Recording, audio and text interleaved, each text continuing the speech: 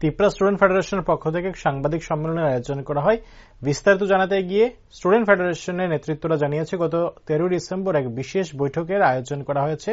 ত্রিপুরা সহ নর্থ ইস্টের জন্য ইউপিএসসির জন্য সিভিল সার্ভেন্ট খুব কম রয়েছে, তাই তিনি সিদ্ধান্ত নেয় প্রত্যেক রাজ্যের অন্তত 2 জন করে ইউপিএসসির জন্য প্রার্থী হিসেবে প্রস্তুত করে তুলবেন।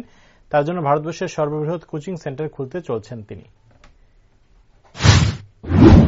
কালকে গত 13 তারিখ ডিসেম্বর আমার মিটিং হয়েছে north students organisation executive council meeting গুয়াহাটিতে পানবাজার হোটেলের একটা মিটিং হয়েছে। এটা খুব গুরুত্বপূর্ণ।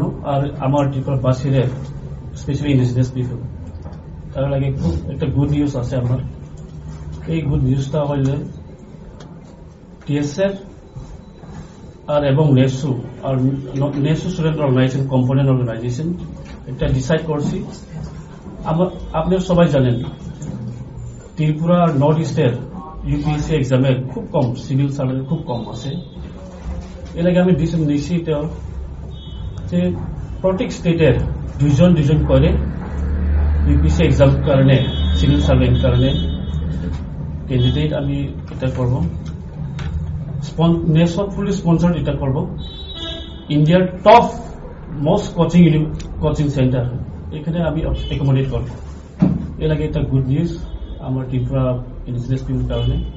কারণ আপনি সবাই জানেন আমার এখানে একজন ত্রিপুরা নাই যে সিভিল সার্ভেন্ট ত্রিপুরাতে খুব কম। এর আগে এটা ডিসিশন নিচ্ছি।